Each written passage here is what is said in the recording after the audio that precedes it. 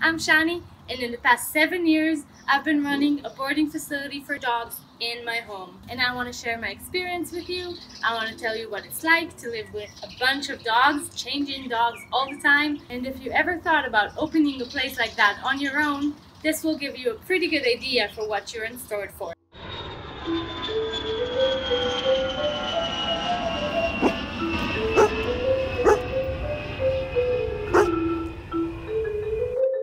First of all, your house is no longer your house. It's the house of many, many other dogs.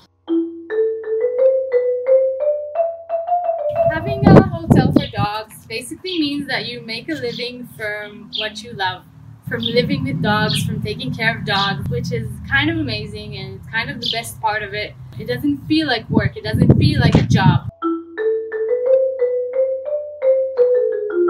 Do you remember when your dog was a puppy and you had to clean pee and poop in the house all the time and it wasn't very fun? So that becomes kind of a daily activity. Sometimes there's a group with all mature dogs that are very well behaved in that manner. But some groups, I can have like a puppy in the group or 2 puppies. Basically, your house will never be clean again.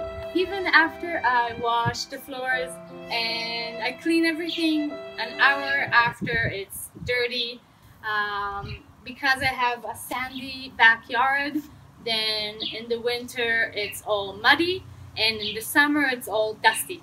I do clean, I swap the floors as much as I can, but sometimes you're just like, fuck it, and you just live like that. Accept the fact that your house will never be clean again and enjoy it. Furniture, furniture, furniture. Let's talk about the furniture.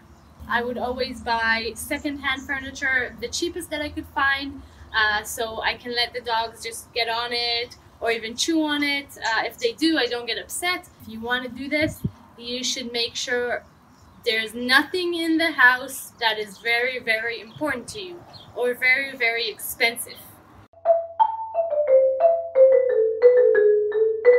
Social life? Well, you can have a social life. I have friends, I have great friends, but I can't sleep away from home if I want. I can't just spend the night at a friend or go to the weekend because there's always dogs here. I did leave the house and I did leave the dogs on their own when I left, but I made sure I don't stay away more than 4 or 5 hours. So I have to choose very carefully my activities that I can do during the day. Well, if I have 3 or 4 dogs, then it's no problem. Then I bring guests. I make sure that they love dogs, of course.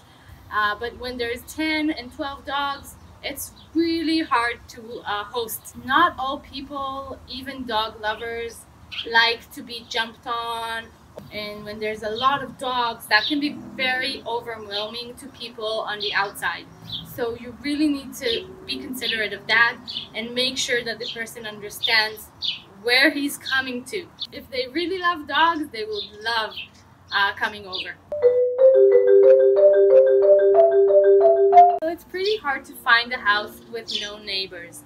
So neighbors are always there and you need to be considerate of them. I can't let them bark in the yard without any supervision. It adds a bit of stress to everything. You're afraid that the dogs will bark and disturb the neighbors because you do want to keep like a peaceful interaction with them. If you want to open a dog hotel in your home, there's a lot of things you need to consider. I am a trainer for almost 10 years, so I have a lot of basic knowledge about dog communication and dog behavior, and that knowledge only grew bigger and bigger and bigger. You should have a basic comprehension about what is a dog, how do they think, how do they communicate, and that's really important to start. The dogs will teach you the deeper stuff you need to know about them. You're going to learn communication in a fluid way. You're going to learn how dogs interact with each other, the dog's dynamic, when they're fighting, when they're playing, when you should intervene and when you shouldn't. You kind of need to become this octopus. Sometimes I would lay in bed and one dog comes, so I pet him, and then another dog comes, so I pet him too, and then a third dog comes and I'm like, oh, I can't pet any more dogs, so I use the leg and then I use the other leg, and then I use my elbow. So you kind of need to become an octopus so you can give attention to a few dogs simultaneously, but it is one of the fun things about owning a dog hotel, that you're always just covered in dogs, and that's fun.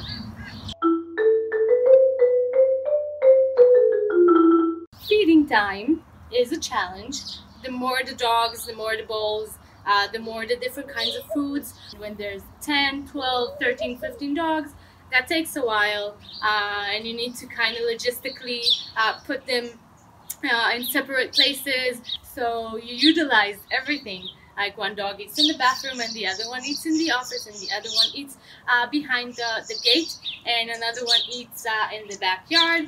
Everybody eats, they finish, all the bowls go back, and that's it. I don't like closed doors, so all the doors in my house are open. The door to the bedroom, the door to the office, the front door. I like everything to be open, and so the dogs do sleep in my bed. For me, it was easier to just open the door and allow them to sleep wherever they want, and not close the door and then this dog wants to get in, so he scratches the door. I found that when all the doors are open and the dogs can really choose where they want to sleep, then the nights are quieter and nicer. The price I'm paying for keeping the door open and keeping the quiet is many dogs in my bed. Sometimes could have been 5 dogs or 6 dogs in my bed. It's very uncomfortable in one way, and the other way it's kind of nice. So you have one dog on your pillow and one dog like snuggling you from here and one dog between your legs.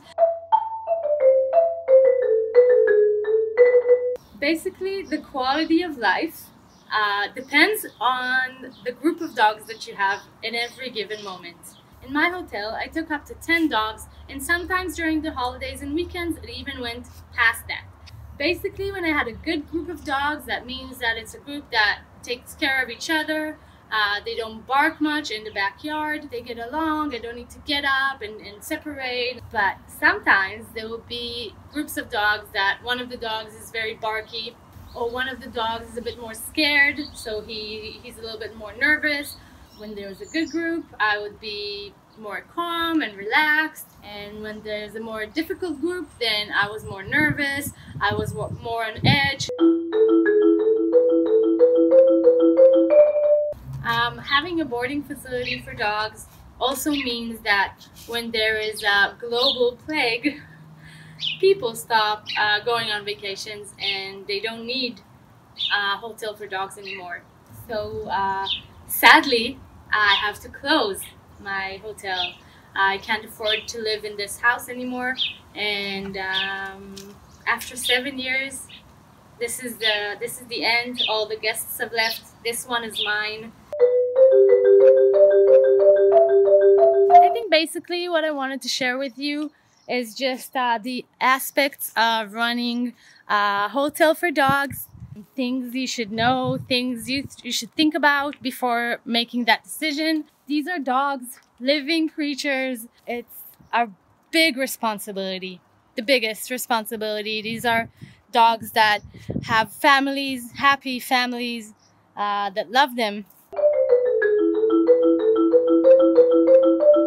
You should really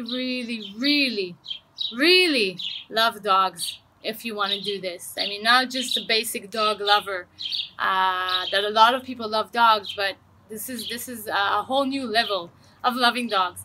So you need to be very into it and be very patient with what it brings and just have fun with it.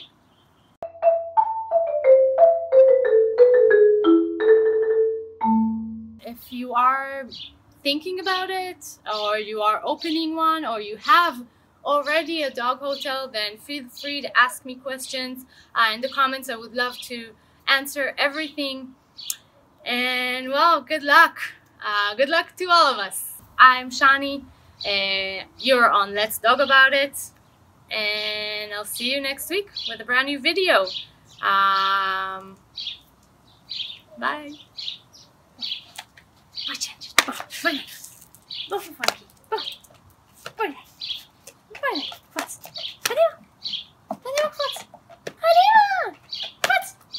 Hey!